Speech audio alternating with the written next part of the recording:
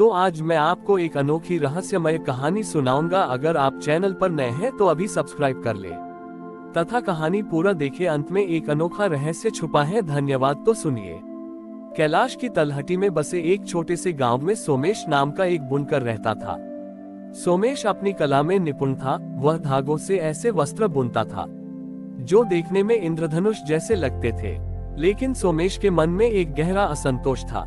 वह हमेशा इस चिंता में रहता था कि कल का धागा कैसा होगा। क्या उसका भविष्य उसके बुने हुए वस्त्रों की तरह सुंदर होगा या उलझ जाएगा। वह अक्सर महादेव से प्रार्थना करता कि प्रभु, मुझे मेरे जीवन का पूरा नक्शा दिखा दे ताकि मैं जान सकूं कि आगे क्या होने वाला है। एक दिन जब सोमेश अपने करघे पर बैठा था, वहां एक फटे पुराने वस्त्र पहने एक यात्री आया। उस यात्री के हाथ में धागों का एक ऐसा गुच्छा था जो पूरी तरह उलझा हुआ था। यात्री ने सोमेश से कहा कि बेटा, क्या तुम इन धागों को सुलझाकर मेरे लिए एक चादर बुन सकते हो। सोमेश ने धागों को देखा और हंसकर बोला कि बाबा, ये धागे इतने उलझे हैं कि इन्हें सुलझाने में ही पूरा जीवन निकल जाएगा। मैं वस्त्र कब बुनूंगा। यात्री ने मुस्कुराते हुए कहा कि तुम भविष्य के सुंदर वस्त्रों की चिंता करते हो, पर तुम्हारे हाथ में जो वर्तमान का धागा है, तुम उसे ही नहीं सुलझा पा रहे। जैसे ही यात्री ने ये कहा, सोमेश को अपनी आंखों के सामने एक अद्भुत दृश्य दिखा। वह यात्री साक्षात महादेव के रूप में चमकने लगा। महादेव ने उसे अपने विशाल काल करघे के दर्शन कराए। सोमेश ने देखा कि पूरा ब्रह्मांड एक विशाल वस्त्र की तरह बुना जा रहा है, जहां हर जीव एक धागा है। उसने देखा कि वह स्वयं भी एक धागा है जो वर्तमान के एक बिंदु पर बुना जा रहा है। उसने व्याकुल होकर पूछा कि प्रभु, मेरा धागा आगे जाकर कहां मुड़ता है। क्या मैं अपना पूरा भविष्य देख सकता हूं। महादेव ने सोमेश का हाथ पकड़ा और उसे करघे के उस हिस्से पर ले गए जहां अभी बुनाई होनी बाकी थी। वहां केवल खाली स्थान था। महादेव बोले कि सोमेश, भविष्य का वस्त्र अभी बना ही नहीं है, तो तुम उसे देखोगे कैसे। हर वह क्षण जो तुम अभी जी रहे हो, वही अगले क्षण का धागा तय करता है। तुम भविष्य के सुंदर डिजाइन की चिंता में आज के धागे को ढीला छोड़ रहे हो, जिससे तुम्हारे जीवन के वस्त्र में गांठें पड़ रही हैं। यदि तुम आज के धागे को पूरी तन्मयता और प्रेम से बुनोगे, तो आने वाला वस्त्र स्वतः ही सुंदर होगा। सोमेश को अपनी भूल समझ आ गई। उसने देखा कि वह यात्री अब उसके करघे पर रखे उन उलझे धागों को एक एक करके बड़े धैर्य से सुलझा रहे थे। महादेव ने सिखाया कि जीवन की उलझने भी इन धागों जैसी ही हैं। यदि तुम एक साथ पूरे गुच्छे को देखोगे तो डर जाओगे, लेकिन यदि एक एक तार को पकड़कर सुलझाओगे तो सब सरल हो जाएगा। सोमेश ने उसी क्षण भविष्य की चिंता त्याग दी और केवल वर्तमान के धागे पर ध्यान केंद्रित किया। उस दिन के बाद सोमेश के बुने हुए वस्त्रों में एक ऐसी दिव्यता आ गई कि जो भी उन्हें पहनता, उसे शांति का अनुभव होता। गांव वालों ने देखा कि सोमेश अब काम करते समय चिंता नहीं करता, बल्कि हर धागे को महादेव का प्रसाद समझकर पिरोता है। सोमेश का जीवन अब एक सुंदर प्रार्थना बन गया था। महादेव ने संसार को ये संदेश दिया कि कल की चिंता वह भार है जो आज की सुंदरता को नष्ट कर देता है। सच्चा भक्त वही है जो भविष्य का नक्शा नहीं मानता, बल्कि महादेव के हाथ में हाथ डालकर हर पल को पूर्णता से जीता है। सोमेश की जीवन दृष्टि पूरी तरह बदल चुकी थी।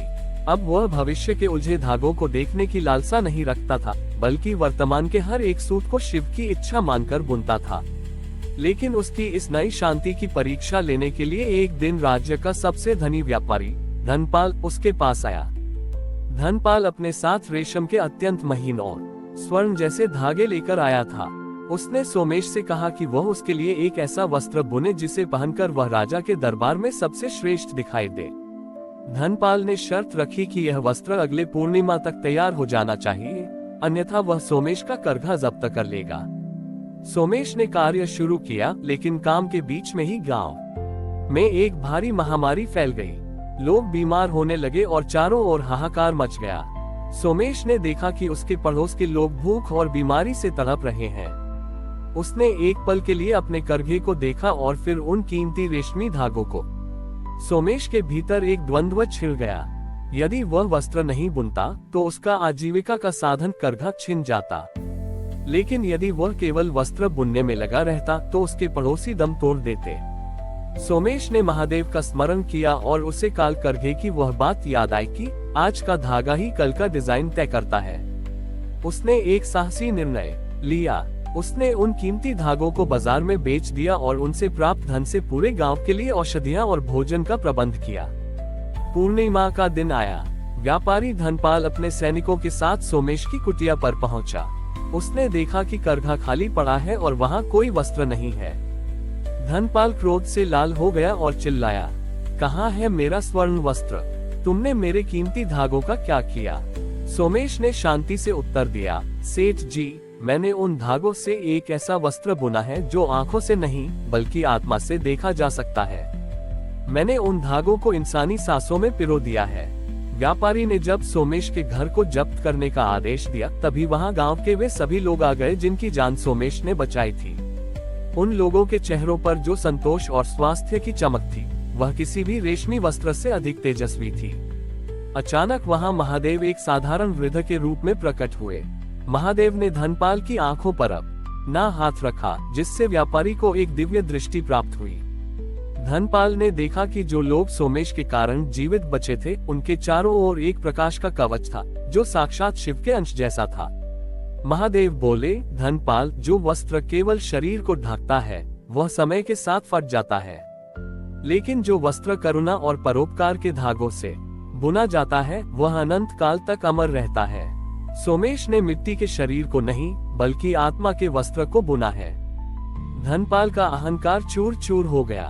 उसने न केवल सोमेश का करघा लौटाया बल्कि अपनी सारी संपत्ति जन कल्याण के लिए दान कर दी। सोमेश ने सिखाया कि शिव की सच्ची पूजा केवल मंदिर के पत्थर पर जल चढ़ाना नहीं है, बल्कि संकट के समय किसी के टूटते हुए जीवन के धागे को सहारा देना है।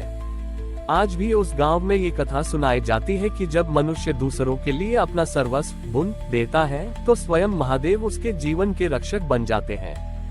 हमारी और भी आध्यात्मिक एवं अनोखी कहानियां देखने के लिए हमारे चैनल पर जाएं तथा धार्मिक एवं पौराणिक अनोखी कहानियां हमारे चैनल पर है।